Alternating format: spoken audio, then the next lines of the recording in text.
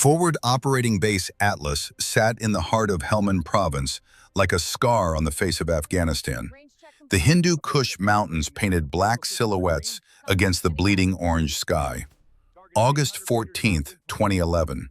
The air already carried the promise of another 100-degree day, the kind of heat that made men's thoughts slow and their tempers quick. Master Sergeant Grayson Thorne had seen 30 years of sunrises in places most Americans couldn't find on a map. At 55, his face was a road map of those years. Lines carved deep around eyes that had witnessed too much. Gray streaked through hair that had once been dark brown. 3 Purple Hearts, 2 Bronze Stars, and a reputation among Navy SEALs as the man who could turn farm boys into precision instruments of war. He moved through the pre-dawn darkness with the economy of movement that came from decades of muscle memory. His morning ritual never changed. Walk the perimeter, check the wire, visit the armory, feel the pulse of the base before the chaos of another combat day began. The armory building was supposed to be empty at 0445 hours. Supposed to be. But Grayson heard it before he saw it. The distinctive metallic click of a Barrett M82 50 caliber rifle being field stripped. He'd heard that sound 10,000 times in his career. He knew every component, every spring, every pin. He rounded the corner, expecting to see one of his SEAL snipers putting in extra maintenance time. What he saw instead made him stop mid-stride. A woman sat at the maintenance bench. Correction, a girl. Couldn't have been more than 5'3", maybe 125 pounds, soaking wet. Dark auburn hair pulled back in a regulation bun so tight it looked painful. Desert camouflage uniform with the sleeves rolled precisely to mid-forearm, revealing tanned, corded muscle. But it was her hands that captured Grayson's attention. They moved across the disassembled Barrett with the confidence of a concert pianist playing a familiar piece. No hesitation, no wasted motion. Each component came apart in a sequence so practiced it looked choreographed. The upper receiver, the bolt carrier group, the gas piston, the trigger assembly, laid out on an oil-stained towel in perfect geometric arrangement. Grayson had trained Marine Scout snipers, Army Rangers, Delta Force operators. Hell, he'd personally certified 43 SEAL snipers over his career. He recognized mastery when he saw it. This wasn't basic Army weapons maintenance. This was the movement pattern of someone who'd done this under stress, under fire, in the dark, while people were dying around them. The kind of muscle memory that only came from hundreds of repetitions in conditions where failure meant death. The woman sensed his presence. Her hands didn't falter on the rifle's components, but her head turned. Green eyes met his, clear, calm, the kind of steady gaze that came from hours spent behind a rifle scope, controlling your breathing while the world exploded around you. She didn't seem startled, didn't straighten to attention, just gave a single, economical nod of acknowledgement and returned to her work. Grayson stepped closer. The name tape on her uniform read, Blackwood, Captain rank. He mentally scrolled through the base roster. Blackwood, Ilara, age 27, designated marksman attached to 3rd Battalion, 5th Marines. On paper, she was supposed to be providing long-range fire support for infantry patrols. Nothing special, nothing that would explain those hands. Mind if I watch? Grayson kept his voice neutral, command without arrogance. Free country, Master Sergeant. Texas accent, slight, almost hidden under careful enunciation. Grayson pulled up a stool. The Barrett was spread before her like a medical examination. 30 pounds of American engineering capable of punching through engine blocks at 1.5 miles. In the right hands, it could change the outcome of a battle. In the wrong hands, it was just an expensive paperweight. She began reassembling. The bolt carrier group slid into place with a whisper of metal on metal. Perfect tolerances. Zero friction. She'd cleaned this weapon so many times she could calculate the exact amount of oil needed by touch alone. How long you been working with the Barrett? Grayson asked. 4 years. Her fingers installed the gas piston without looking. Started on the M24 system in basic sniper school. Moved up to the M2010. Got certified on this beauty about 6 months before deployment. 4 years. That tracked with her age. Probably joined at 23. Volunteered for sniper training. Graduated. Deployed. But something didn't add up. Grayson had read hundreds of sniper school graduation reports. The language was always the same: qualified, proficient, demonstrates aptitude, the kind of bureaucratic nonsense that told you nothing about whether the shooter could actually perform when bullets started flying.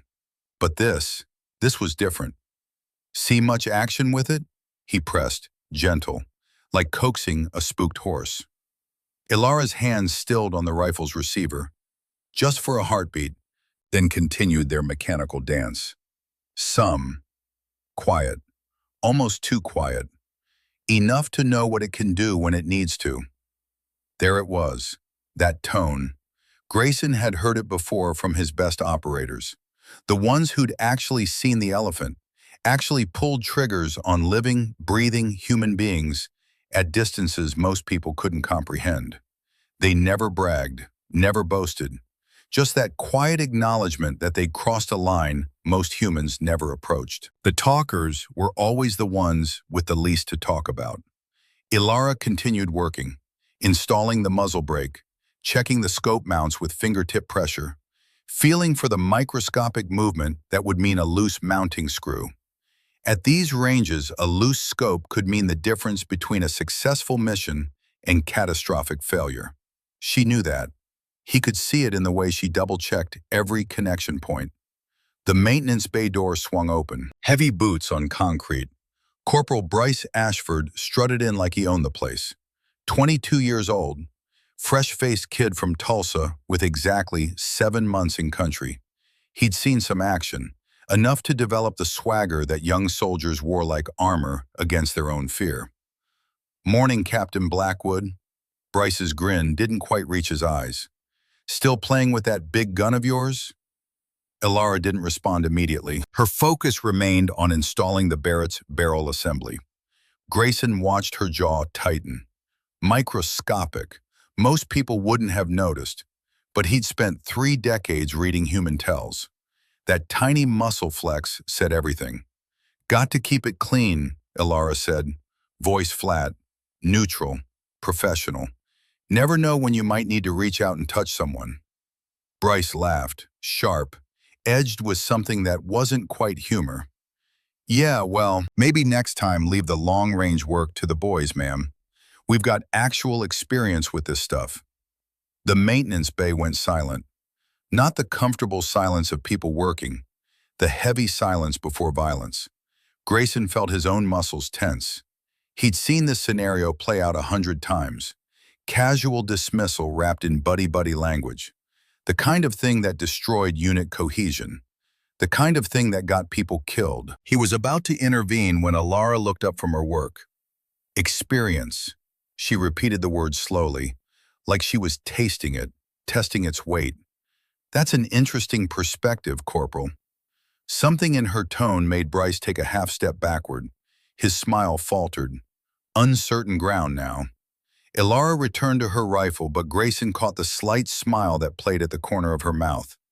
The expression of someone who knew something others didn't. The expression of someone who'd proven themselves 1,000 times and didn't need to prove it again. Bryce shifted his weight, uncomfortable. "Yeah, well, just saying. Don't want you getting in over your head, ma'am." Noted. Ilara's hands never stopped moving. Click, click, click. The Barrett coming together like a puzzle only she could solve. Bryce looked at Grayson, looking for backup, looking for male solidarity. Grayson's face remained stone. "Corporal Ashford," Grayson's voice carried the weight of 3 decades of command. "How many confirmed kills do you have?" Bryce straightened, pride in his voice. 7, Master Sergeant. 3 firefights in Sangin District, all verified by my platoon leader." "Good kills," Grayson said. "Combat's combat." He turned to Ilara. "Captain Blackwood, how many confirmed kills?" Ilara's hands stilled. She looked up, met Grayson's eyes. Something flickered there.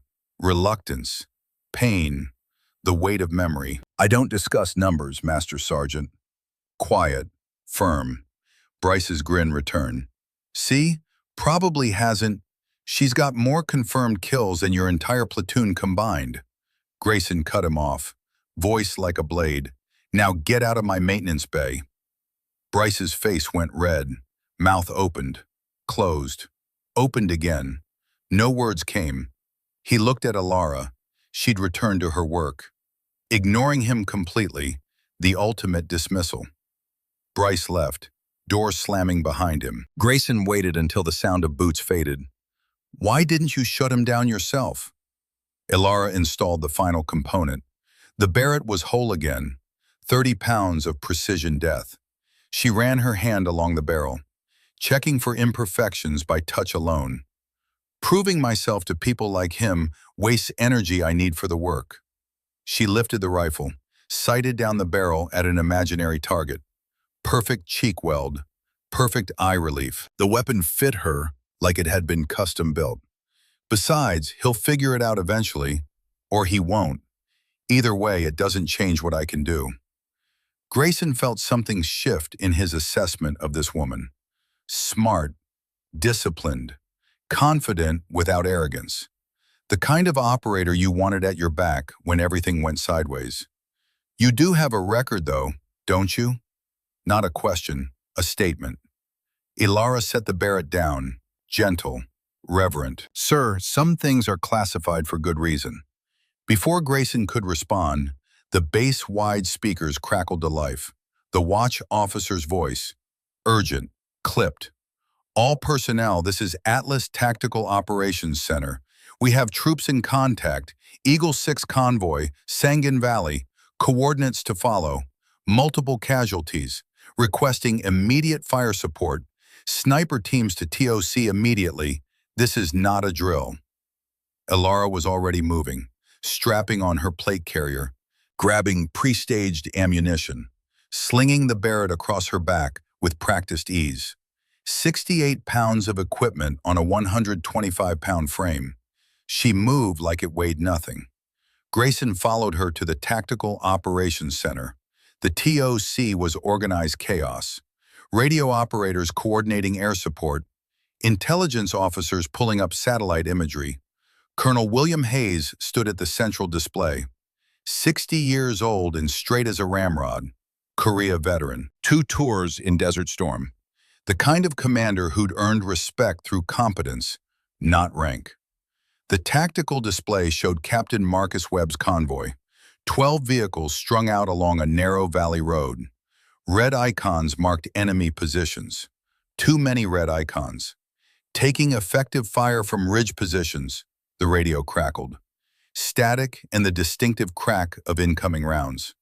3 Kilo India Alpha, 5 Whiskey India Alpha. Request immediate sniper support. Enemy positions approximately 900 to 1400 meters. Elevated terrain. We are pinned down. Hayes looked up as Grayson and Ilara entered. His eyes went to Ilara, skeptical. She was already studying the tactical display. Captain Blackwood, you're rated on the Barrett system? Hayes asked. Yes, sir. Ilara traced the enemy positions with her finger. Based on the terrain and their firing positions, they're using the rock formations for cover. Standard small arms won't reach them effectively. The angle gives them protection from direct fire weapons. Hayes's eyebrows rose. That wasn't the response of a typical designated marksman. That was tactical analysis, battlefield geometry, the kind of thing you learn from hard experience. We need a sniper team on that ridge in 20 minutes, Hayes said. The Apache birds are 15 minutes out, but Webb can't wait that long. I can be there in 15, sir. Ilara's voice. Calm, no hesitation. Captain Blackwood, those are extreme range shots in combat conditions, Hayes began. Grayson stepped forward. Sir, let Ghost work. The nickname hung in the air. Ghost. Ilara glanced at Grayson. Something unspoken passed between them. Hayes studied Ilara for a long moment, reading her, measuring her.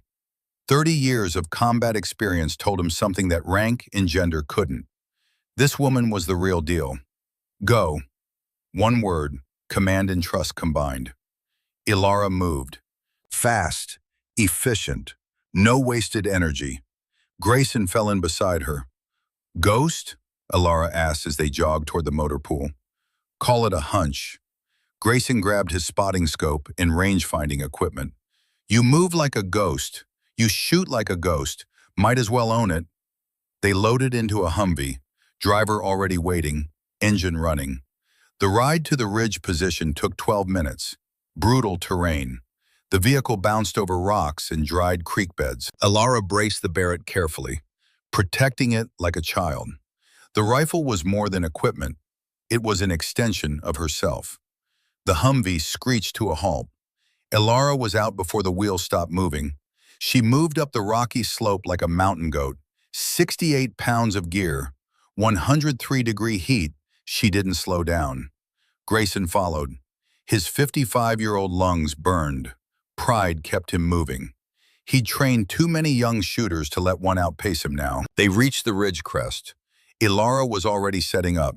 Bipod deployed. Rear bag positioned. Body alignment perfect. She pulled out a small meteorological device, checking wind speed, temperature, humidity, barometric pressure. Every variable that would affect a bullet's flight path. Grayson set up his spotting scope, 60-power magnification. He could see the convoy below, vehicles clustered in a natural choke point, bodies on the ground, Marines taking cover behind Humvees, muzzle flashes from the ridge opposite them. Range to nearest target, Grayson called out. He triggered his laser rangefinder. 927 meters. Ilara adjusted her scope. I have visual on a PKM gunner, partially concealed behind sandbag position, 6-inch gap at chest height. Her voice was different now, flat, professional, the voice of someone entering a different mental state. Wind 4 to 6 miles per hour, southwest. Steady. Ilara's breathing steadied into a controlled rhythm. 4 counts in, 4 counts out. Her body became still as stone. Grayson watched through his spotting scope. The PKM gunner was hammering the convoy with sustained fire. 7.62 millimeter rounds chewing through metal and flesh. Every second he stayed alive, more Marines died. Target confirmed hostile, Grayson said.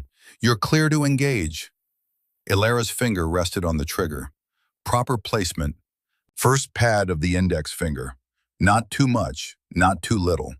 Perfect pressure distribution. She whispered something. Grayson couldn't hear it, didn't need to. He'd heard enough prayers before shots, enough last words, enough quiet promises to the dead. The Barrett spoke. At 927 meters, the bullet took roughly 1.3 seconds to reach the target.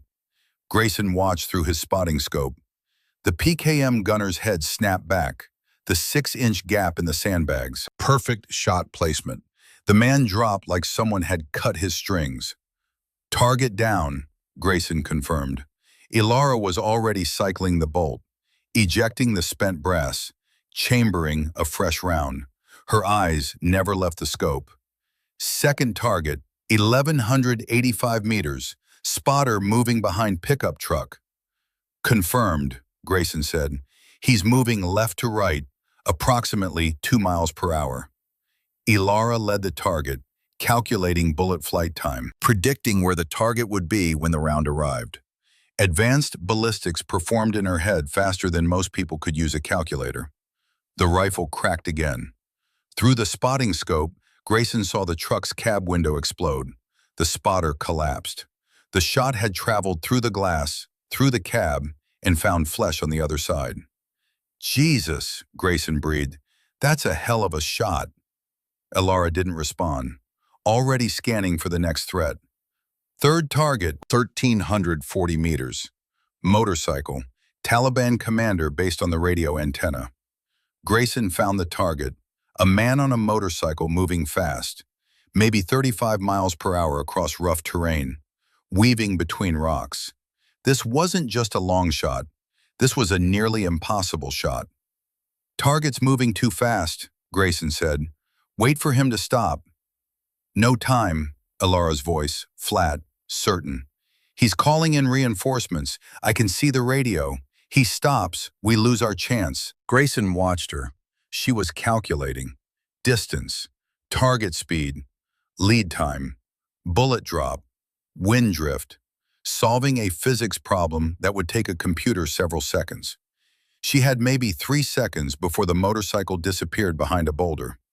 Ilara exhaled halfway, held it, the natural respiratory pause. She sent the round downrange.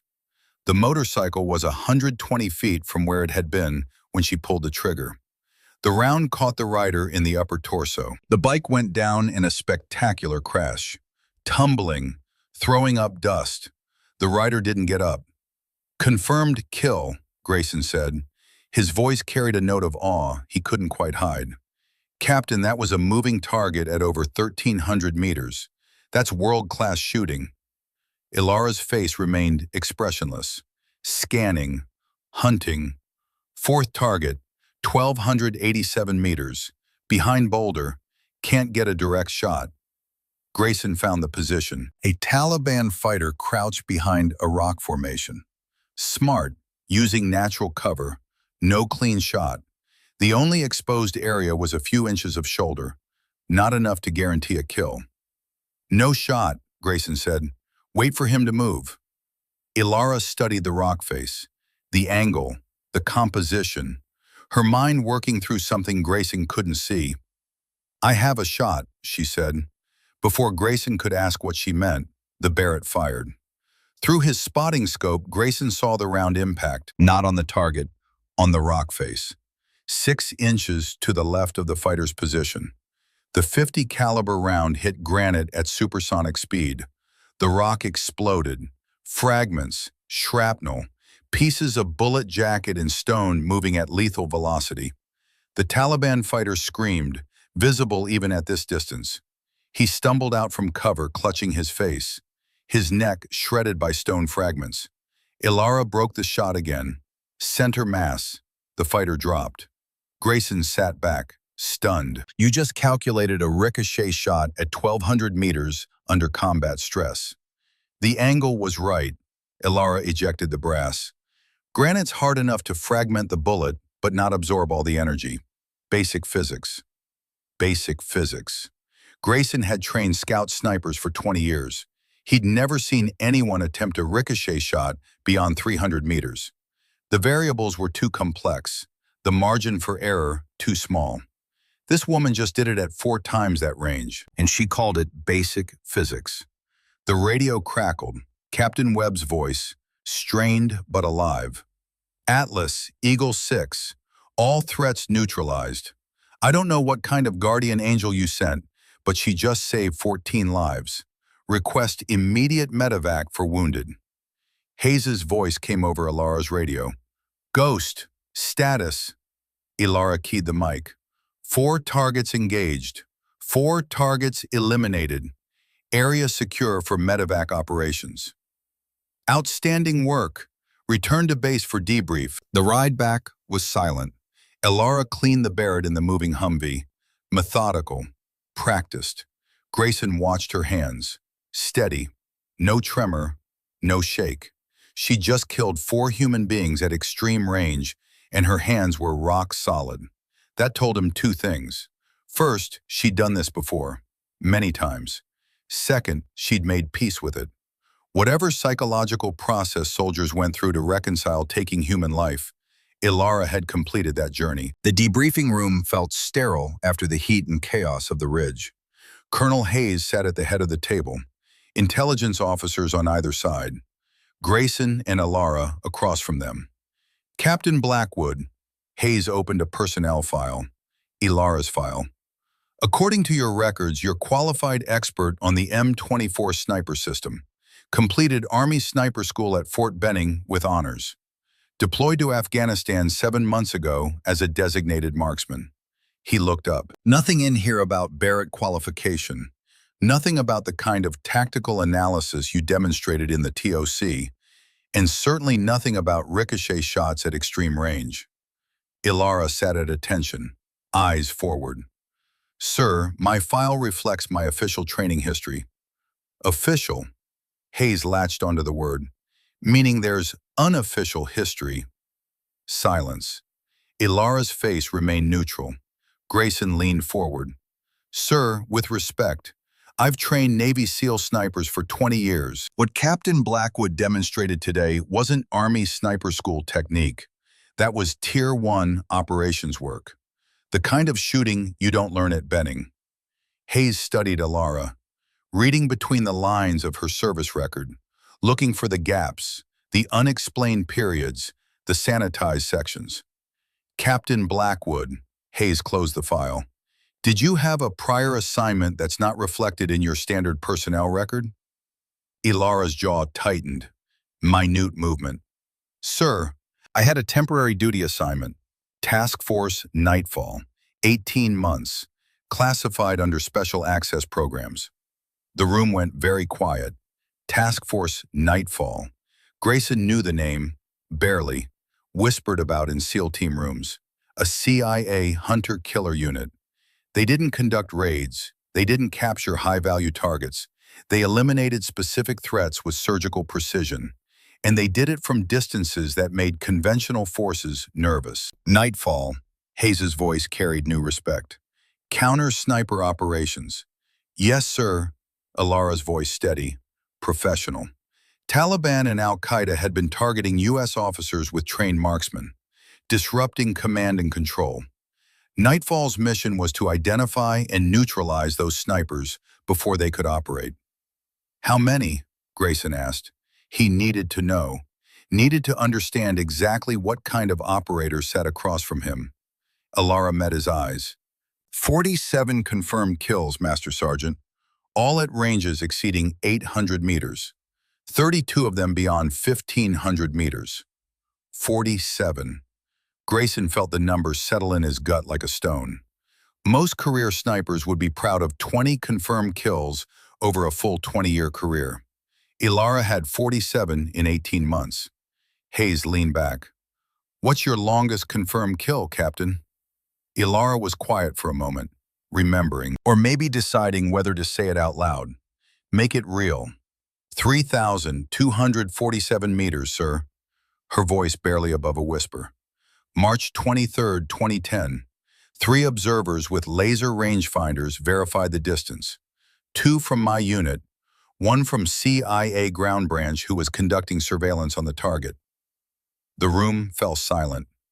3,247 meters, just over 2 miles. Grayson did the math in his head. That put her within 300 meters of the longest confirmed sniper kill in history. A Canadian Special Forces operator had made a 3,500-meter shot in Iraq. Nobody else had come close, until now. Who was the target? Hayes asked, gentle, like he already knew this was going to hurt. Ilara's hands clenched, first sign of emotion she'd shown. Taliban sniper, call sign, the surgeon, real name unknown. Her voice cracked slightly. He'd killed 23 Americans over 14 months, all long-range precision shots, all targeting officers in senior NCOs. He was degrading our command effectiveness across 3 provinces.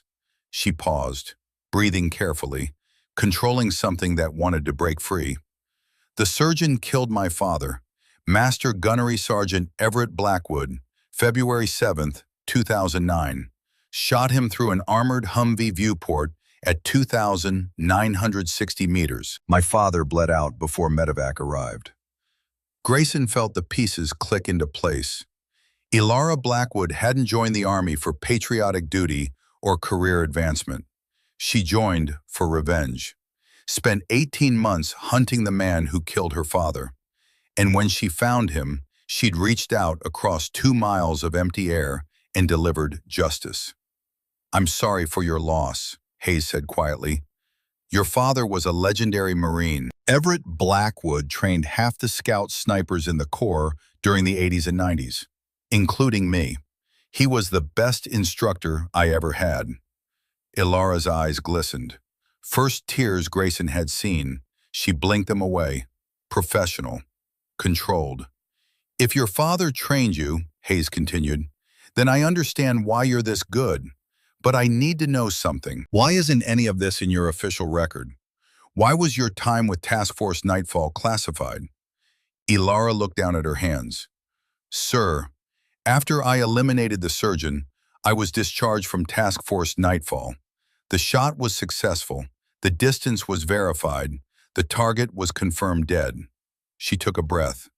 But I disobeyed direct orders to take it. What were your orders? Grayson asked. Capture. CIA wanted the surgeon alive for interrogation. They believed he had intelligence on Russian training programs for insurgent forces. I was ordered to wound, not kill, to incapacitate so ground forces could capture him. Ilara's voice was steady, but Grayson heard the undercurrent, the pain, the guilt. I took the kill shot anyway, 3,247 meters, through his center mass. He died instantly. So they kicked you out, Hayes said. Psychological evaluation determined I was operationally compromised, revenge motivated, unable to follow orders when personal feelings were involved. They sanitized my record and reassigned me to conventional forces, as punishment and as protection. If enemy intelligence identified me as a Nightfall operator, I'd be a high-value target. This way, I'm just another designated marksman in a regular infantry unit. Grayson understood now. Ilara Blackwood was one of the most lethal snipers in American military history, and she'd been deliberately buried in the bureaucracy, hidden away, her capabilities classified, her record scrubbed, all because she chose justice over orders. Hayes stood, walked to the window overlooking the base. Captain Blackwood, I'm going to ask you a question, and I need an honest answer. Can you follow orders now? Can you put mission before personal feelings? Ilara stood. Attention. Sir, I've had 2 years to think about that shot. 2 years to live with the consequences. My father taught me that vengeance and justice aren't the same thing. Vengeance is personal. Justice is professional. I took that shot for vengeance. I've regretted it every day since. Not because the surgeon didn't deserve to die, but because I let my emotions compromise the mission. I won't make that mistake again. Hayes turned, studied her. Master Sergeant Thorne, your assessment? Grayson had spent 30 years evaluating warriors, reading their potential, predicting their performance under pressure. He'd made his reputation on being right about people. Sir, Captain Blackwood is the most naturally gifted sniper I've encountered in 3 decades of service. Her technical skills are beyond question. Her tactical awareness is exceptional, and I believe she's learned the hardest lesson any operator can learn. That the mission is bigger than personal feelings. I trust her at my back. Hayes nodded slowly. Captain Blackwood, my SEAL team will be conducting operations in this region for the next several weeks. Some of those operations will require sniper support at extreme ranges. Would you be interested in providing that support on a temporary assignment basis? Ilara looked surprised. Sir, I'm not sure my chain of command would approve cross-service assignments. I'm your chain of command in this area of operations, Hayes said, and I just approved it. You saved 14 Marines today. If you can provide that level of support for our special operations missions, it would be a significant force multiplier. What do you say? Ilara's face showed the war happening inside. Going back to high-intensity operations meant returning to the world she'd left. The world of impossible shots and classified missions. The world that had broken her. But it also meant using her skills at their full potential. Meant honoring her father's legacy by protecting other fathers, other sons, other daughters. Sir, Ilara said quietly, what kind of ranges are we talking about? Grayson smiled. The kind that would challenge even someone with your background, Captain. The kind that require a shooter who can make improbable shots look routine. Ilara was quiet for a long moment, then nodded. I'd be honored to support your operations, sir. As they left the debriefing room, Grayson fell in step beside Alara. The sun was setting, painting the Afghan sky in shades of purple and gold. "Ghost," he said quietly, "your father would be proud." Ilara looked at the mountains, the endless, hostile terrain. "I hope so," she said, "because the real work is just beginning." They walked toward the armory, where the Barrett waited, clean, perfect, ready. Ilara Blackwood was ready too. 48 hours after Ilara Blackwood saved 14 Marines with 4 impossible shots, the intelligence briefing room at Forward Operating Base Atlas felt like a tomb. The air conditioning struggled against the August heat. Maps covered every wall. Satellite imagery glowed on computer screens. Colonel William Hayes stood at the head of the conference table with the expression of a man about to ask the impossible. Ilara sat beside Grayson Thorne. Across from them, 3 intelligence officers studied folders marked with red classification stamps.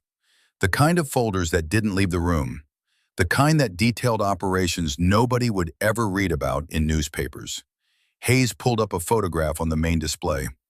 A man, 40s, hard face carved from years of violence, pale eyes that looked dead even in the photograph, scar tissue running along his jawline. The image quality suggested it had been taken from a drone, long range. The subject unaware. "This is our target," Hayes said. His voice carried the weight of command. "We don't have a real name, multiple aliases, but intelligence designates him as Dmitry Volkov, call sign, the Chechen." Ilara felt something cold settle in her stomach. She'd heard whispers about the Chechen, stories told in hushed voices at sniper schools. A ghost story meant to keep cocky young shooters humble. Except he wasn't a ghost story. Hayes clicked through images. Bodies. American bodies. Officers. Senior NCOs. Each killed by a single long-range shot. Volkov is former Soviet Spetsnaz. Fought in Afghanistan during the Soviet occupation, 79 to 89. Left when the USSR collapsed. Dropped off intelligence radar for 15 years. Resurfaced in 2008, working with Taliban forces in Helmand province. Another click. More bodies. More precise kills. In the last 3 years, Volkov has 63 confirmed kills of American personnel. All long-range precision shots. All targeting leadership. He's not just eliminating soldiers. He's decapitating our command structure, making us afraid to put experienced personnel in the field. Grayson leaned forward. Operating range? 2,500 to 3,500 meters, Hayes said. He's taken shots that most snipers wouldn't attempt. His success rate is approximately 80%. Hayes let that number sink in. He's also been training Taliban snipers. We've identified 12 fighters who received instruction from him. Collectively, they've killed over 140 coalition forces. Ilara studied the target photograph. Volkov's eyes. Something familiar in them. The emptiness, the calculation. She'd seen that look before, in the surgeon. In other men who'd crossed the line from soldier to something else. Something that enjoyed the killing. "What's his current location?" Ilara asked. Hayes zoomed the satellite image. A compound in the Kajaki district. Isolated, elevated terrain, natural defensive positions. This compound, he uses it as a base of operations, ventures out for hits, returns here. We've had eyes on it for 3 weeks. Very consistent pattern. Every day at noon, he does a security walk around the perimeter. Checks the wire, inspects guard positions, military discipline from his Spetsnaz days. How long is he exposed? Grayson's tactical mind already working the problem. 90 seconds. Maybe less if weather conditions change his routine. Ilara felt everyone's eyes on her. She knew where this was going, knew what they were about to ask. The only position that offers clear line of sight to the compound is here. Hayes pointed to a ridge system northwest of the target. Range from that position to the compound courtyard is 3,890 meters. 3,890 meters. Ilara did the math automatically. 2.42 miles. 643 meters farther than her record shot against the surgeon. At that range, bullet drop would exceed 240 feet. Flight time over 6 seconds. Any wind would push the round dozens of feet off course. It was beyond the Barrett's effective range, beyond what military doctrine considered possible. "Sir," Ilara said carefully, "that's an extremely long shot, even in perfect conditions." "We know," Hayes cut her off. "Not unkind, just honest. We've run the ballistics. We've consulted with every long-range shooting expert in theater. They all say the same thing. It's theoretically possible, but practically impossible. Too many variables, too much distance, too little margin for error."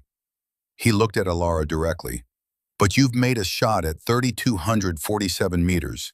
You've demonstrated capabilities beyond what conventional training produces. If anyone in this theater can make this shot, it's you." Ilara felt the weight of it, the expectation, the pressure. "What's the time frame?" 72 hours. Intelligence indicates Volkov is planning a major attack. Kandahar airfield.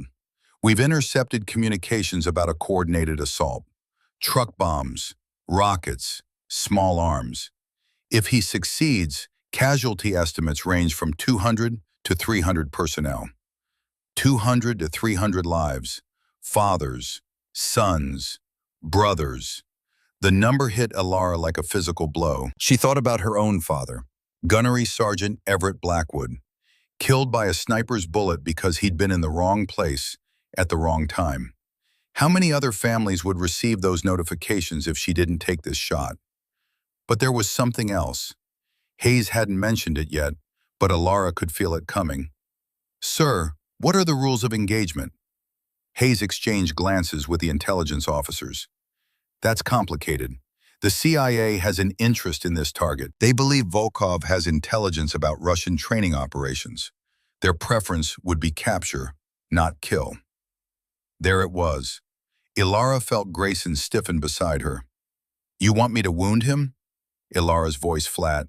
"At 3,890 meters in combat conditions, you want me to incapacitate without killing." "That's the CIA's preference," Hayes said. "But I'm giving you tactical discretion. Your primary mission is to prevent the Kandahar attack. If you can achieve that through wounding and capture, excellent. If the tactical situation requires lethal force, you're authorized. I'm not going to sacrifice American lives for an intelligence opportunity." Ilara appreciated the honesty. Hayes was giving her room to operate, trusting her judgment. But the CIA angle worried her. She'd been burned by agency priorities before. "I'll need time to prepare," Ilara said. "Practice shots at extended range, atmospheric data collection, wind pattern analysis. You've got 48 hours before insertion." Hayes stood. "Use them well. This isn't just about one shot, Captain. This is about preventing a massacre. And maybe, if we're lucky, removing the most lethal enemy sniper in theater." The briefing ended. Ilara and Grayson walked across the base toward the long-range shooting facility. The sun hammered down. 108 degrees, the kind of heat that made you understand why this place had broken empires for thousands of years. "You don't have to do this," Grayson said quietly. Hayes was right. It's a theoretically impossible shot. Nobody would blame you for declining. Ilara thought about that. She could say no, could explain that the range exceeded her capabilities, that the variables were too complex, that the risk of failure was too high. Everyone would understand. Everyone would accept it, except her. "My father taught me something," Ilara said. "He said the difference between good snipers and great ones wasn't skill. It was knowing which impossible shots you could make and which you couldn't. Knowing your limits, but also knowing when to push past them. And you think you can make this shot?" Ilara was quiet for a long moment. Honest assessment. No ego, no bravado. Just cold calculation based on physics and capability. "I think I can, But I need to practice. I need to understand what that bullet does at 3,890 meters. I need to feel it. The long-range facility sat at the far edge of the base. Berms built up to absorb rounds. Targets placed at graduated distances. The longest marked range was 3,000 meters. Ilara would need to extend beyond that. She spent the next 6 hours shooting. Grayson spotted, calling wind, confirming impacts, taking notes, building a data profile of how the Barrett performed at extreme distance. At 3,500 meters, Ilara hit 5 out of 12 shots. The misses were educational, showed her how wind at different altitudes affected the bullet's path, how temperature changes altered trajectory, how even microscopic variations in ammunition produce different results. At 3,700 meters, she hit 3 out of 10. The margin for error was razor thin. At 3,890 meters, her first 5 shots missed completely. The 6th hit the edge of the target. The 7th missed. The 8th, 9th, and 10th missed. Ilara sat back, frustrated. The distance was pushing her to the absolute limit, maybe past it. "Take a break," Grayson said. "You're forcing it." They sat in the shade, drinking water, letting her body recover. Her shoulder ached from the Barrett's recoil. Her eyes burned from hours behind the scope. "Tell me about your brother," Ilara said. "You mentioned he died in Iraq." Grayson was quiet, the subject clearly painful. But he'd opened that door during their first conversation, and Ilara needed to understand the man who would be spotting her shot, the man whose judgment she'd be trusting with her life and the lives of hundreds of others. "Daniel, 2 years younger than me, wanted to be a Marine like his big brother." Grayson's voice carried the weight of old grief. "I trained him before his deployment, taught him everything I knew, room clearing, combat tactics, weapons handling, told him he was ready." He paused. "He wasn't. He was, but ready doesn't mean invincible." IED in Fallujah, 2004. He was leading his fire team through a residential area. Textbook tactics, perfect execution. The bomb was planted under a dead dog in the street, triple stacked artillery rounds. Grayson stopped, breathed. When it went off, there wasn't enough left to fill a small coffin. Ilara understood that pain, the guilt, the second guessing. You blame yourself. Every day, I trained him. I told him he could handle anything Iraq threw at him. I was wrong. You gave him the best training possible, the best knowledge, the best preparation. You can't control every variable in combat. Nobody can. Grayson looked at her. "You sound like you're trying to convince yourself, not me." Ilara smiled, sad. "Maybe. I've spent 2 years wondering if I could have saved my father, if I'd been faster getting through sniper school, if I'd been assigned to his area of operations, if I'd been good enough to find the surgeon before he found my dad." She paused. "But the truth is, I couldn't control those variables. All I could control was what I did after. How I honored his memory by hunting his killer, by finishing what he started, by becoming the sniper he trained me to be." Ilara picked up the Barrett. "This shot, Volkov, it's not about revenge. It's about preventing other daughters from getting that notification, other families from living with that hole that never fills." Grayson nodded. "Then let's get back to work." They resumed shooting. Ilara adjusted her approach, stopped trying to force the shot, started trusting her instincts. The training her father had drilled into her, the muscle memory from 18 months with Task Force Nightfall. At 3,890 meters, her 11th shot hit center mass on the target. Her 12th shot hit 6 inches higher. Her 13th shot hit center mass again. Grayson watched the pattern develop. "You're getting it. What changed?" "I stopped thinking about the distance, started thinking about the fundamentals, breathing, trigger control, follow through. The distance doesn't matter if the fundamentals are perfect." They continued until darkness fell. Ilara had fired 43 rounds at extreme range. 13 had hit the target. a 30% success rate at a distance most snipers would never attempt. It wasn't perfect, but it was possible. That night, Elara lay in her bunk and thought about the mission. 72 hours until insertion, 48 hours until they moved to the forward position, 24 hours to set up and prepare, then 90 seconds to make a shot that would determine whether hundreds of Americans lived or died. No pressure. She pulled out a photograph, creased, worn from being carried in her pocket for years. Her father, Gunnery Sergeant Everett Blackwood, standing beside a Barrett M82, smiling, proud, strong. "I miss you, Dad," she whispered to the photograph. "I wish you were here to help me with this one, to tell me if I'm being crazy or brave, to remind me of something you taught me that I've forgotten." She closed her eyes and saw her father at the range, patient, methodical, teaching her to trust herself more than the equipment. Those lessons had prepared her for this moment. "I'll make you proud, Dad.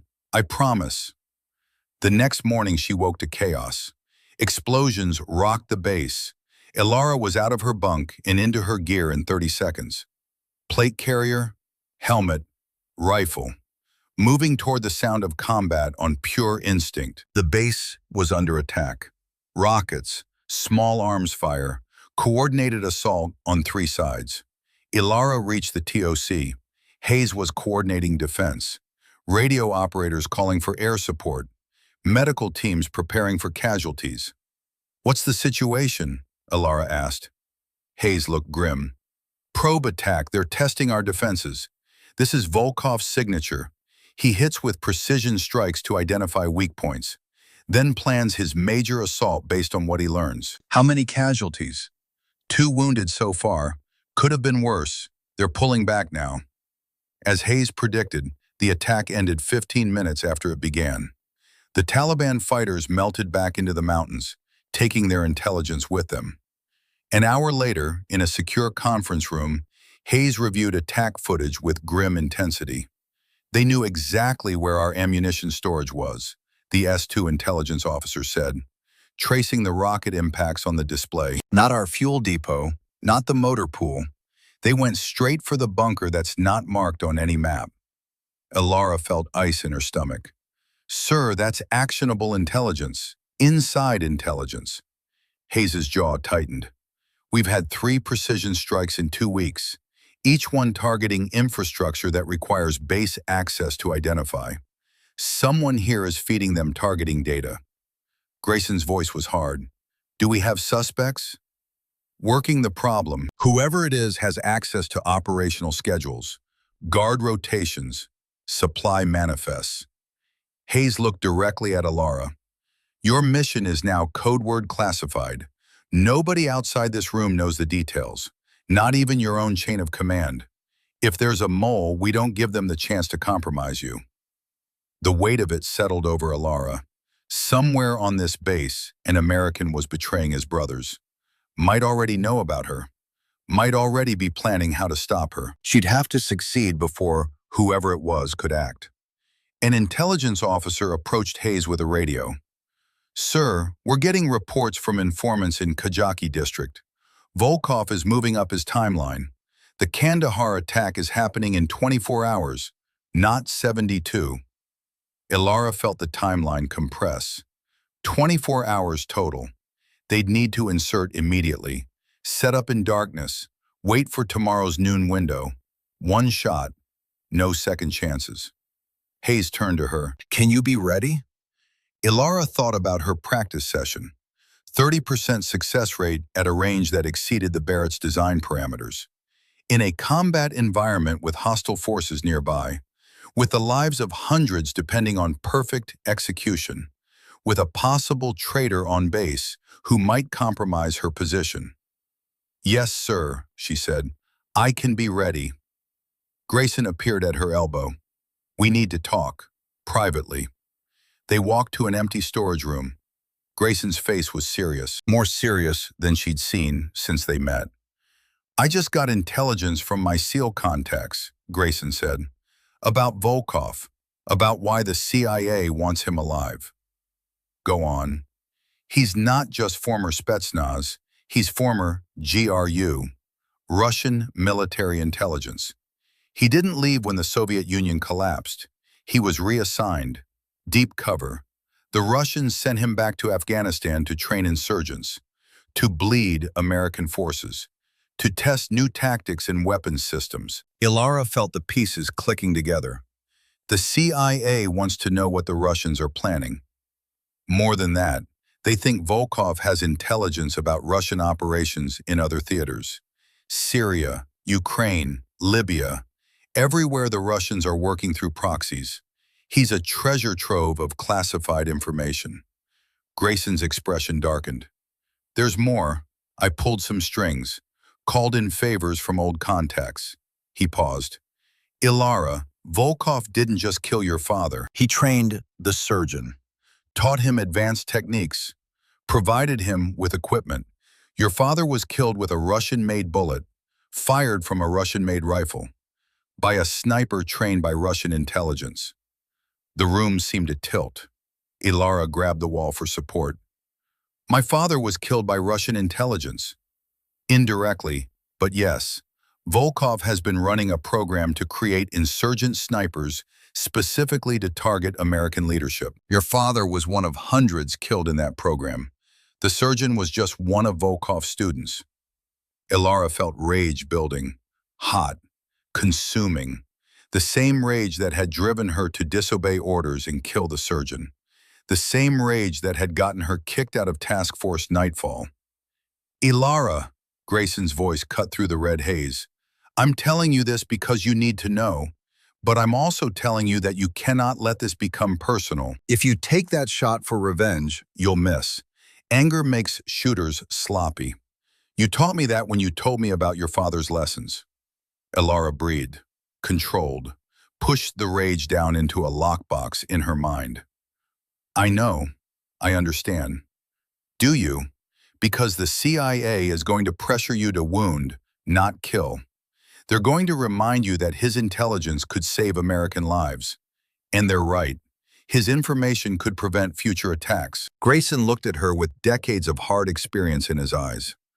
But Ilara, at 3,890 meters, you cannot reliably place a wounding shot. You can barely hit center mass. If you try to wound him, you'll probably miss completely. So what do? You do what your father would have done. You assess the tactical situation. You make the call based on mission requirements, not personal feelings, not political pressure, and you live with the consequences. Ilara nodded. When do we leave? Wheels up in 6 hours. Helicopter insert to forward operating Point Eagle. From there, it's an 8-hour foot patrol to the ridge position. We'll be in position by 0400 hours tomorrow. Then we wait for Volkov's noon security walk. Who else is coming? Just us. This is a 2-person operation. Me spotting, you shooting. Small footprint, less chance of detection. Ilara started to leave, then stopped. Grayson, thank you for telling me about Volkov, about my father. You didn't have to. Yes, I did. Everett Blackwood was my friend, and you're becoming one too. Friends don't let friends walk into situations blind. The next 6 hours passed in mechanical preparation. Ilara checked her equipment 3 times. Barrett cleaned and function checked. Ammunition inspected round by round. Gear packed and repacked. Meteorological equipment calibrated.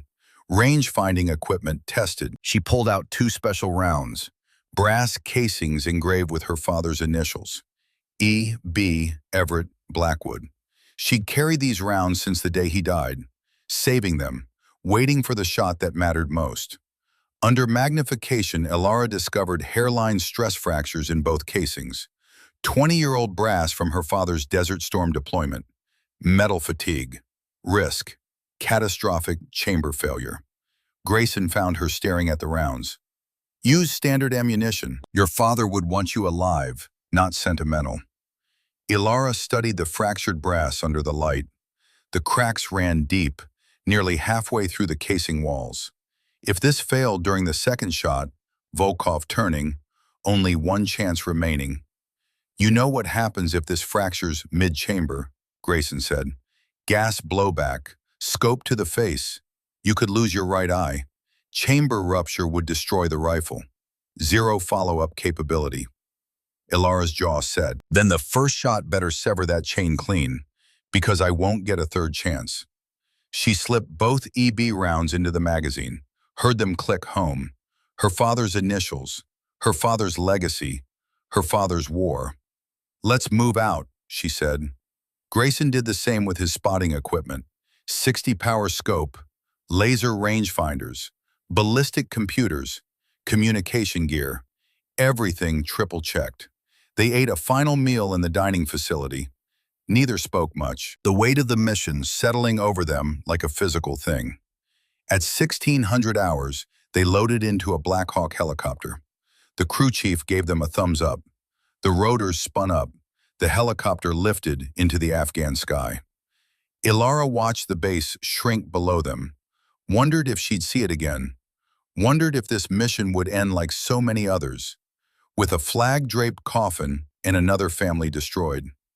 The helicopter flew nap of the earth, hugging terrain, avoiding radar. The pilots were night stalkers, the best in the world. They'd done this run 1,000 times.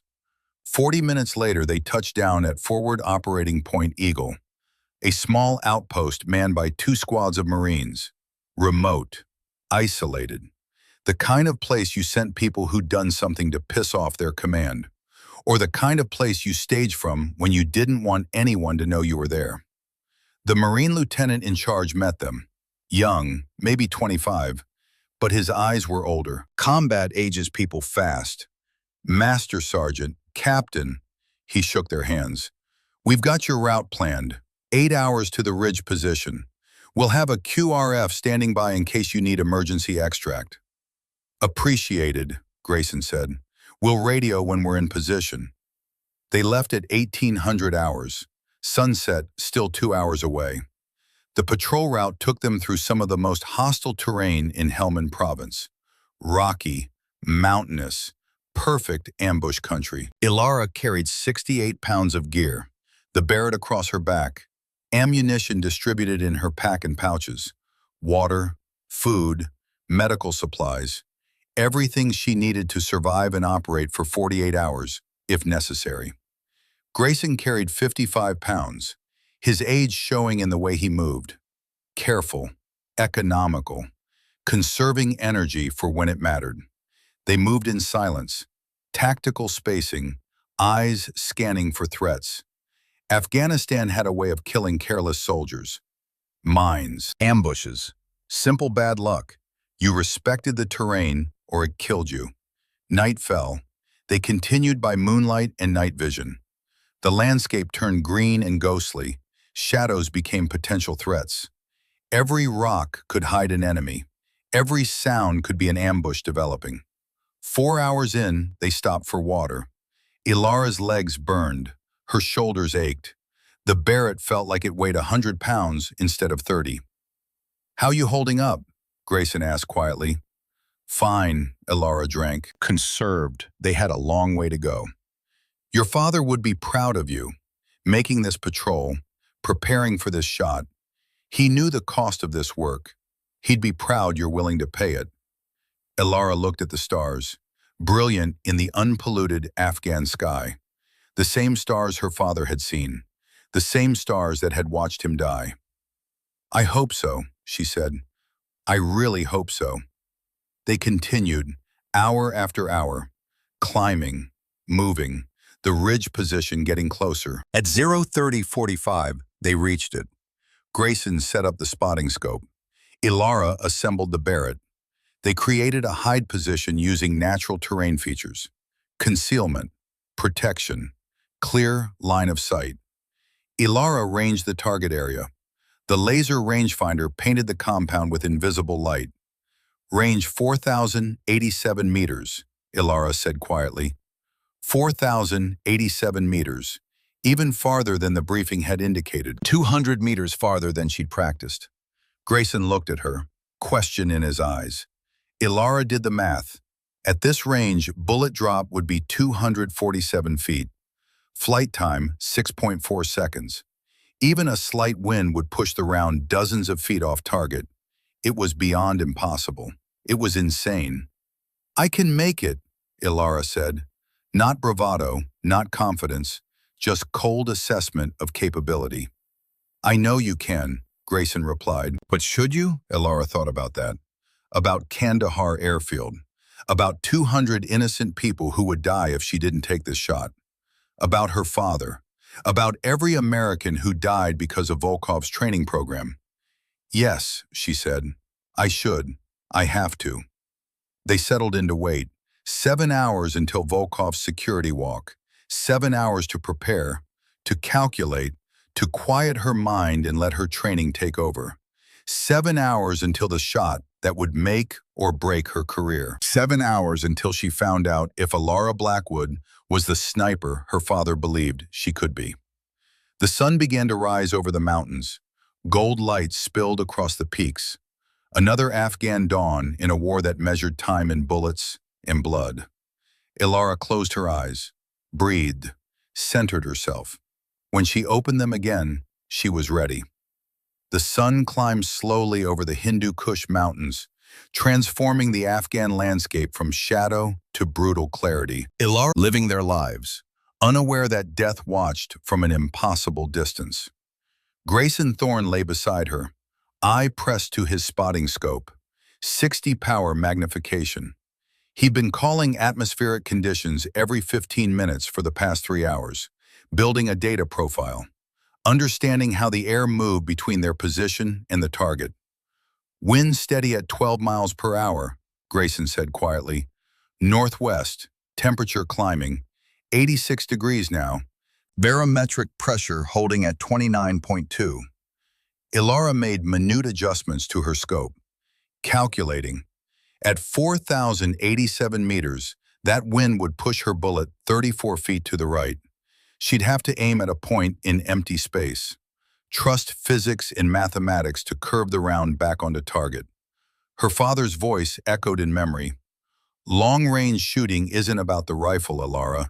It's about reading the invisible, understanding what the air is doing between you and the target. The rifle just sends the message. The air delivers it." "Contact in 30 minutes, Grayson said. "Intelligence reports Volkov's vehicle just entered the compound. He'll do his security walk at noon. Same pattern as always." Ilara didn't respond, conserving energy. Her mind was already entering the zone, the quiet place where elite snipers lived when preparing for the shot, where heartbeats slowed, where breathing became meditation, where the world narrowed to target, wind, and trigger. She'd loaded 2 rounds into the Barrett's magazine. Both were special. Brass casings engraved with her father's initials. E. B. Everett Blackwood. She'd carried these rounds since the day he died, saving them, waiting for the shot that mattered most. Today was that day. "Ilara," Grayson's voice pulled her back from the edge of that quiet place. "Before this goes down, I need to say something." She looked at him. His weathered face, the lines around his eyes. 55 years old, 30 years of service. He'd seen more combat than most people could imagine, survived things that had killed better men. And right now he looked worried. "Your father made me promise something," Grayson said, "the day before his last deployment. We were having drinks at the NCO club at Camp Pendleton. He knew it was a dangerous assignment. Helmand Province, Taliban sniper activity high. He knew the risks." Ilara felt something tighten in her chest. Her father had never told her about those conversations, the last preparations, the quiet moments before warriors went to war. "He made me promise that if anything happened to him, I'd watch over you. Make sure you didn't let revenge consume you. Make sure you remembered that being a good sniper meant being a good person first." Grayson paused. "I failed that promise when you got kicked out of Task Force Nightfall. I should have been there, should have helped you through it." "You didn't know where I was," Ilara said quietly. "Classified assignment. You couldn't have helped even if you'd wanted to." "Maybe, but I'm here now, and I need to ask you something. I need an honest answer." Grayson's eyes were intense. searching. Why are you taking this shot? Is it for the mission? For the 200 people at Kandahar who will die if Volkov lives? Or is it because he trained the surgeon, because he's responsible for your father's death? Ilara had been asking herself the same question for the past 7 hours, examining her motivations, testing her resolve, looking for the poison of revenge that had compromised her judgment before. Both, she said finally, honest. I'd be lying if I said Volkov killing my father doesn't matter. It does. Every time I think about him, I feel rage, pure, consuming, the same rage that made me kill the surgeon instead of following orders. She paused. But this shot isn't about that rage. It's about preventing future daughters from feeling it. It's about stopping a man who's killed 63 Americans and trained others to kill hundreds more. If my father were here, he'd take this shot. Not for revenge, for the mission, for the people we're sworn to protect. Grayson studied her face, reading truth, reading intent. Finally, he nodded. Good, because at this range, anger will make you miss. You need to be cold, calculated, zen. I know, Ilara said. My father taught me that. They fell silent. The sun continued its climb. The temperature rose into the 90s. Heat waves began shimmering off the distant mountains. Ilara watched them through her scope. Mirage patterns. They told her about air density, about thermal currents, about the invisible architecture of atmosphere that her bullet would travel through. At 11:45, movement in the compound. I've got activity, Grayson said. Main building, door opening. Ilara's heart rate increased slightly. Years of training kicked in. 4-count breathing, in through the nose, hold, out through the mouth, hold, forcing her autonomic nervous system to calm. A figure emerged from the building, tall, lean, moving with the economy of a trained operator. Even at 4,000 meters, Ilara could see the confidence, the certainty, the predator's gait. Target acquired, Ilara said. Volkov confirmed by profile match. Grayson zoomed his spotting scope to maximum magnification. Confirmed. That's our guy. Volkov walked across the courtyard, stopped at the guard position, spoke with the fighters there, inspected their weapons, checked their sight lines. Professional, thorough. The muscle memory of Soviet military training still evident after all these years. Ilara calculated the shot in her head. Range 4,087 meters. Elevation 427 feet above target. Wind 12 miles per hour from northwest. Temperature 92 degrees. Humidity 38%. The Barrett's ballistic computer provided the data, but Ilara's mind provided the intuition, the feel, the understanding that came from thousands of hours behind a scope. To hit Volkov, she'd need to aim 23 feet above his head and 34 feet to his left. A point in empty air, trusting that gravity, wind, and Earth's rotation would conspire to bring the bullet down onto a human-sized target at a distance most people couldn't comprehend. Volkov continued his patrol, moving toward the compound's northern wall. Ilara tracked him through the scope, steady, patient. She'd been taught that sniping was 99% waiting and 1% shooting. This was the waiting. Then Volkov did something unexpected.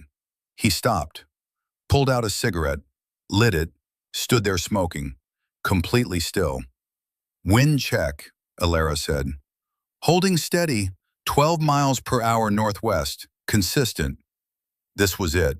Volkov would stand here for the duration of his cigarette, maybe 90 seconds, maybe 2 minutes. A stationary target at extreme range, the best opportunity Ilara would get. Her finger moved to the trigger, first pad of her index finger, proper placement. 4.5 pounds of pressure would break the shot. Then her radio crackled. Colonel Hayes's voice, urgent. Ghost, Atlas TOC, we've got a situation developing. Stand by for update. Ilara's finger froze. Standing by. Hayes's voice carried stress. Bad news coming. We've intercepted Taliban radio traffic. They've got a prisoner, American, Staff Sergeant Derek Ashford, captured 3 months ago during a patrol in Kajaki district. Alara felt ice water in her veins. Derek Ashford, Bryce Ashford's older brother, the soldier who'd been missing in action, presumed dead. Intel indicates Ashford is being held at Volkov's compound, Hayes continued. Taliban is planning to execute him today. Broadcast the video to damage American morale. Ghost, the prisoner is at your target location. Through her scope, Alara saw movement. Taliban fighters dragging someone from a building, hands bound, blindfolded. The man was emaciated, bruised, 3 months of captivity written on his body, but he was alive. Grayson swung his spotting scope, found the prisoner. Jesus Christ, that's Ashford. He's 20 feet from Volkov. Ilara's mind raced. The mission parameters had just changed completely. This wasn't just about eliminating a high-value target. This was about saving an American prisoner of war. Hayes's voice came through again. Ghost, understand you have eyes on the prisoner. Situation assessment. Ilara forced herself to think tactically, professionally. Sir, prisoner is in the courtyard, 20 feet northwest of primary target. Taliban fighters preparing execution. Estimate we have 90 seconds before they kill him. Can you take both shots? Eliminate Volkov and create an opportunity to rescue Ashford? Ilara looked at the geometry. Volkov standing still, smoking. Derek on his knees, blindfolded, 20 feet away. Taliban fighters with weapons surrounding both. At 4,087 meters, she couldn't take 2 separate shots fast enough. The moment the first round impacted, everyone would scatter. Volkov would disappear into the building. Derek would be executed immediately. But there was another option. Insane. Nearly impossible. But possible. Sir, I have a tactical solution, but it's unconventional. Grayson looked at her, eyes widening as he realized what she was thinking. Explain, Hayes said. Ilara studied the scene through her scope. Derek was on his knees. His hands were bound behind his back with a steel chain. The chain was secured to a metal stake driven into the ground. Heavy, industrial, the kind of restraint system used for long-term prisoners. Volkov stood 20 feet away, smoking, completely unaware of the precision optics studying him from an impossible distance. The prisoner is restrained with a steel chain, Ilara said. If I can hit the chain where it connects to the stake, the impact should sever it. 50 caliber round hitting hardened steel at that range will fragment, create chaos, give Ashford a chance to escape in the confusion. And Volkov? Hayes asked. Second shot, 3 seconds later, after the chain breaks. While everyone's focused on the explosion in the prisoner area, Volkov will turn toward the commotion. That's when I take him. Silence on the radio. Hayes was calculating, weighing the probability of success against the cost of failure. Grayson leaned close, whispered, Ilara, that chain is a 2-inch target at 4,000 meters. In variable wind, if you miss, Derek dies. If you hit but don't sever the chain, Derek dies. And Volkov escapes, Ilara said. I know. The ballistic computer says this shot has less than 5% probability of success. I know. Your father would tell you this is suicide, that you can't save everyone, that you should take the mission shot and live with the consequences. Ilara looked at Grayson. My father also taught me that the hardest part of being a sniper isn't making impossible shots. It's choosing which ones to take. I'm choosing this one. Hayes's voice crackled through the radio. Ghost, you're authorized. Both shots, your discretion on execution. But understand, if this fails, Volkov escapes and Ashford dies. Can you live with that? Ilara thought about Bryce Ashford, the cocky kid who'd dismissed her in the armory, who'd mocked her capabilities, who'd since apologized, who'd become an ally, who was about to watch his brother die on a video screen unless she did the impossible. Yes, sir, Ilara said. I can live with it Because I tried. Execute when ready. May God guide your aim. The radio went silent. Ilara settled deeper into her shooting position. Every muscle in her body relaxed. Her breathing slowed to the rhythm her father had taught her. 4 counts in, 4 counts out. Her heart rate dropped below 50 beats per minute. Grayson called the wind. Still 12 miles per hour northwest, steady. Through the scope, Ilara watched Taliban fighters position a video camera, preparing to broadcast Derek Ashford's execution to the world. A propaganda victory, proof that America couldn't protect its soldiers. Volkov took another drag on his cigarette, relaxed, in control, a predator in his domain. Ilara calculated the first shot, the chain, 2 inches wide, 34 feet of wind drift, 23 feet of bullet drop. She'd have to hit a target the size of a coffee cup at 2.5 miles. While accounting for variables that could change in the 6 seconds it took her bullet to arrive, her crosshairs settled on empty air, 23 feet above the chain, 34 feet left, a point in nothing, pure faith in physics. Range confirmed, 4,087 meters, Grayson said. Wind holding, temperature 93 degrees, pressure stable. Ilara's finger touched the trigger. First shot in 10 seconds. She breathed. In, out, in, out. Her body became still as stone. Her mind became clear as glass. This was the place her father had taught her to find. The quiet center where perfect shots lived. 5 seconds. The world narrowed to the reticle. The trigger. The breath. 3 seconds. In her peripheral vision, she saw a Taliban fighter raise a sword above Derek's neck. The execution was beginning. Shooting! The Barrett roared. Recoil slammed into Ilara's shoulder. The muzzle blast kicked up dust around their hide position. The sound echoed across the mountains like thunder. Ilara stayed on scope, watching. The bullet was already flying. 2,800 feet per second, traveling through air that pushed and pulled at the copper-jacketed projectile, gravity dragging it down in a precise mathematical arc. 1 second, 2 seconds, 3 seconds. Ilara was already cycling the bolt, ejecting the spent brass, her father's initials tumbling through Afghan sunlight, chambering the second round, the last one with his initials. 4 seconds, 5 seconds. Through the scope, she saw the impact. The .50 caliber round hit the chain exactly where it connected to the stake. The chain exploded. Fragments of hardened steel and bullet jackets sprayed outward at lethal velocity. The stake shattered. Derek lurched forward, suddenly free. The courtyard erupted in chaos.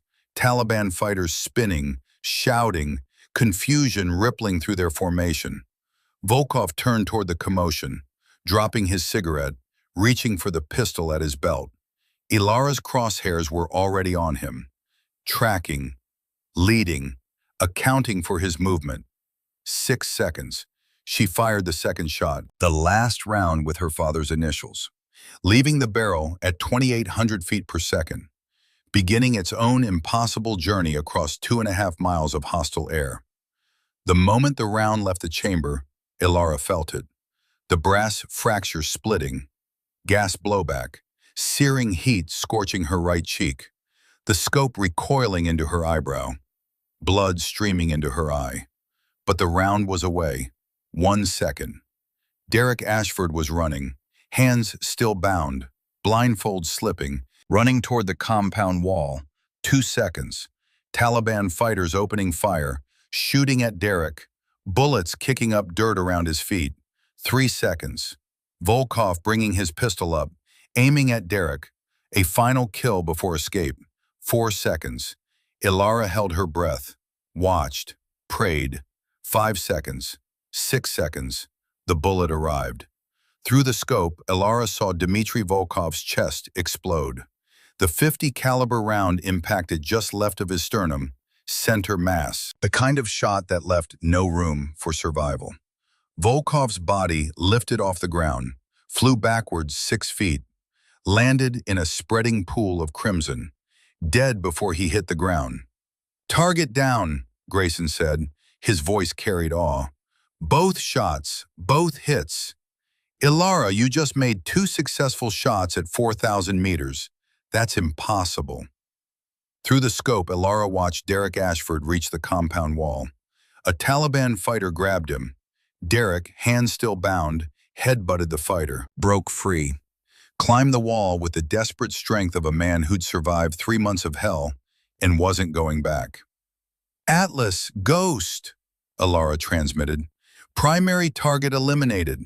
Prisoner is escaping the compound. Northeast wall. Request immediate QRF for recovery." Hayes' voice came back instantly. "QRF launching now.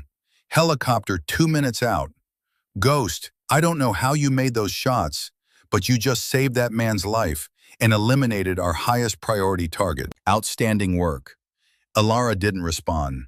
She was watching through the scope, watching Derek Ashford run across open ground, Taliban fighters in pursuit, shooting, missing in their panic and confusion. Then the beautiful sound of American helicopters. 2 Apache gunships screaming over the ridgeline, their 30mm cannons opening fire. Taliban fighters evaporating in clouds of red mist and shattered earth.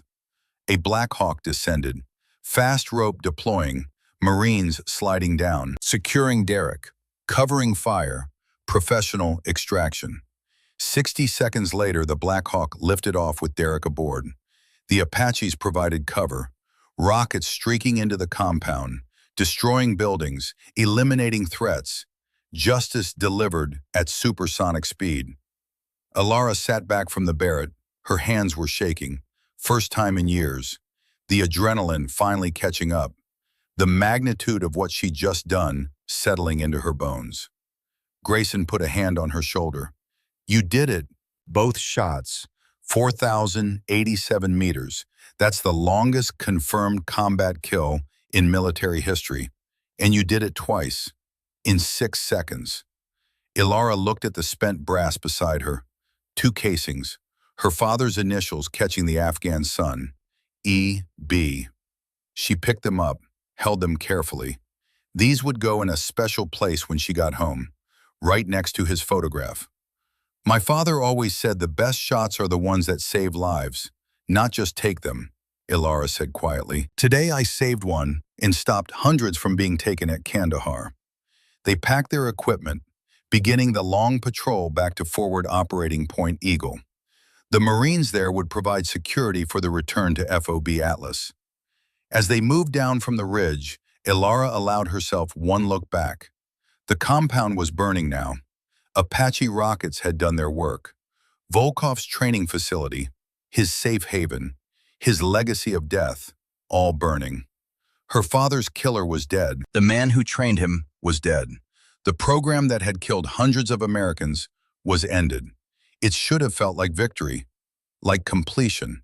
Instead, Ilara just felt tired. The patrol back took 9 hours.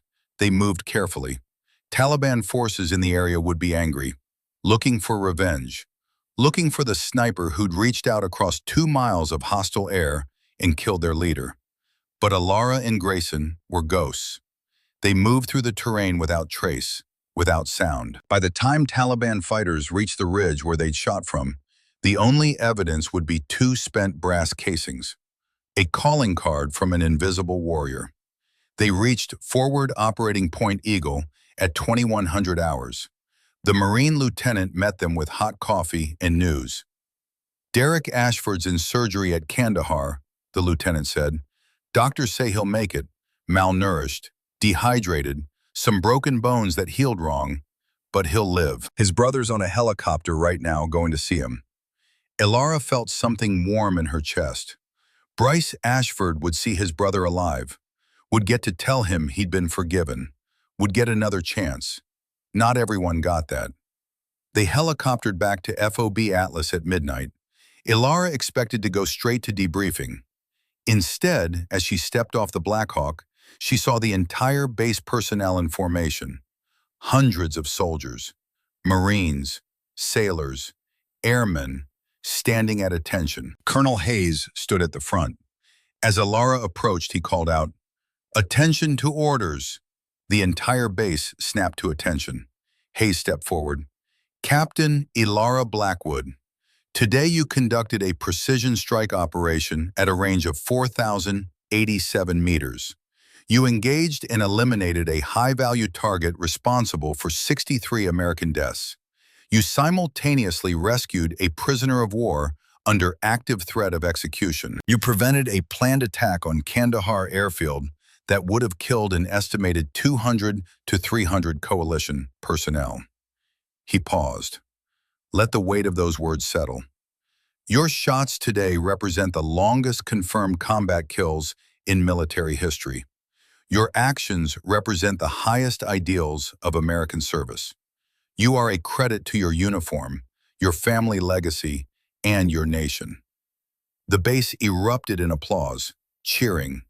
Ilara stood there, overwhelmed. She'd expected classification, secrecy, the same sanitized record that had buried her previous achievements. Instead, she was getting recognition, public acknowledgement. Her father would have been so proud. 2 days later, Bryce Ashford returned from Kandahar Medical. His face had changed. The cockiness burned away by 72 hours sitting beside his brother's hospital bed. He found Alara in the armory, breaking in a replacement Barrett, the original destroyed by the EB brass fracture. "Derek's awake," Bryce said, voice rough. First thing he asked when the morphine wore off, "Who made those shots?" When I told him it was the female captain I dismissed in the armory, he laughed until his ribs hurt. Bryce's eyes glistened. He said he heard the chain explode, thought it was a grenade, thought they were killing him messy. Then he heard Volkov drop 20 feet away and knew. Someone was watching from God's distance, protecting him when he couldn't protect himself. Bryce wiped his face. "You gave me my brother back. After I mocked you, doubted you, disrespected you, you still saved him anyway." Alara didn't know what to say, so she just nodded. Bryce squared his shoulders. "I'm putting in for a transfer to your unit. I want to be your spotter. Want to learn from the best, if you'll have me." Alara looked past him to where Grayson stood. He smiled, nodded, approval in his weathered face. "You'll have to earn it," Alara said to Bryce. "Being a spotter isn't about ego. It's about service, about making the shooter better. Can you do that?" "Yes, ma'am," Bryce said. "I can. I will." The debriefing lasted 3 hours. Alara walked Hayes and the intelligence officers through every detail. The calculations, the wind calls, the decision to take both shots, the impossible geometry that had made it work. When it was done, Hayes pulled her aside privately. "The CIA is furious," he said. "They wanted Volkov alive. They're already complaining up the chain of command, saying you disobeyed the preference for capture." Alara felt the old fear rising, the same fear from when she'd killed the surgeon. Would she be punished again? Kicked out again? Her record sanitized again? Hayes must have seen it in her face. He smiled. "Relax, Captain. I told them that battlefield conditions required lethal force, that attempting to wound at 4,000 meters would have compromised the prisoner rescue and the overall mission. They're not happy, but they can't argue with results. 200 people are alive at Kandahar because of your decision. So my record will remain classified for approximately 20 years, standard protocol for sensitive operations. After that, it'll be declassified. Your name will enter the history books. The female soldier who made the longest combat shot in history, who saved American lives through impossible marksmanship." Alara thought about that. 20 years.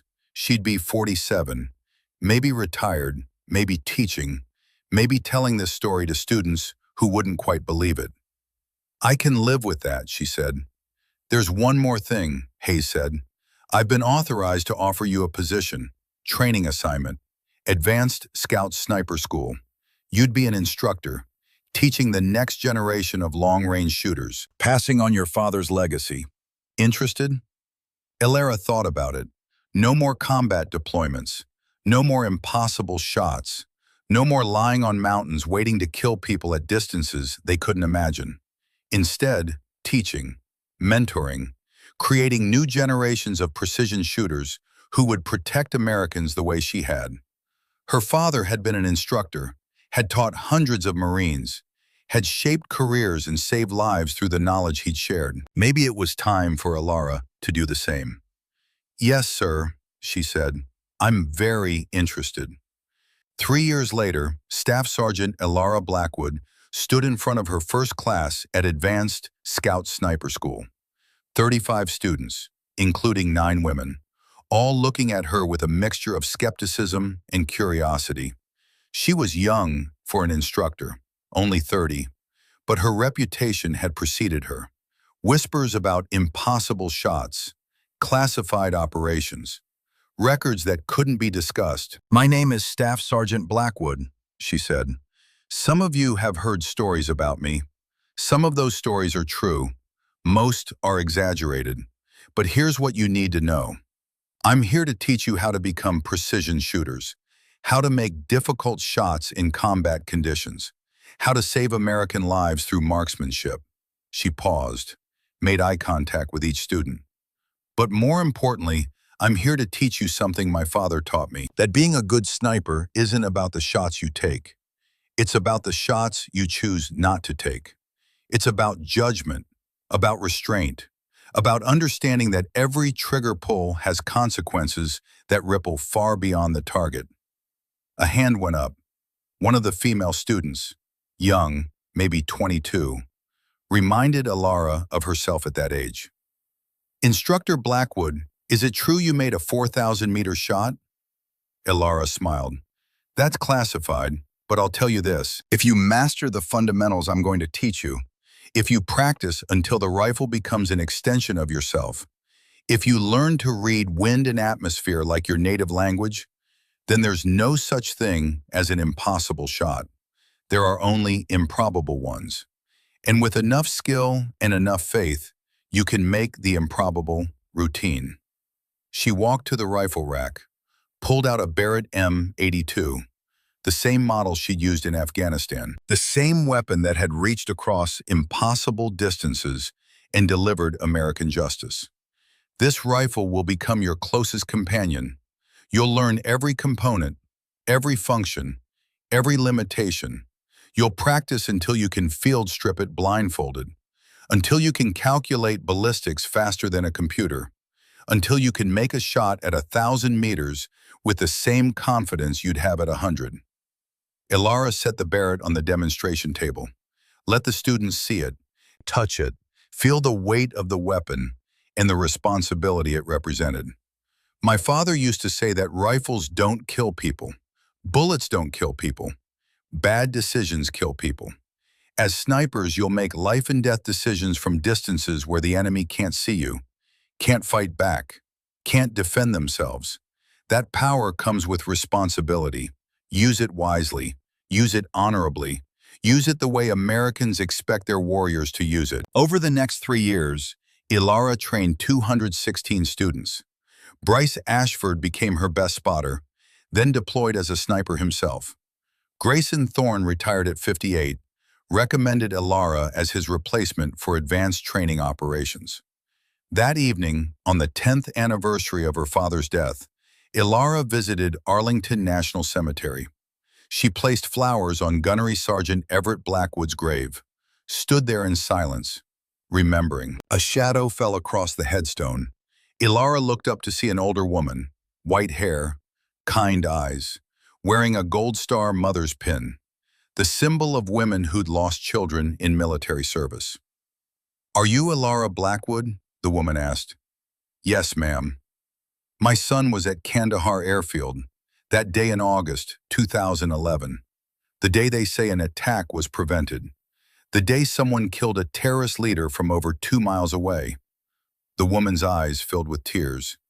"My son is alive because of that shot. He came home, got married, gave me grandchildren, all because someone I'll never meet did something impossible to protect him." She hugged Alara tight, the embrace of a mother grateful beyond words. When she left, Alara knelt by her father's grave, placed her hand on the cold marble. Beside the flowers, she set two spent brass casings, dented, scorched, but completing their purpose. The initials E.B. catching the sunset light. "I kept my promise, Dad," she whispered. "I became the sniper you trained me to be. Not for revenge, not for glory, but to protect the people who couldn't protect themselves. I hope I made you proud." The wind rustled through the trees, carrying the scent of summer grass and distant rain. Ilara imagined it was her father's voice, telling her what she already knew in her heart. He was proud. He'd always been proud, not because of the shots she'd made, but because of the person she'd become. A warrior who understood that the hardest part of being a sniper wasn't making impossible shots.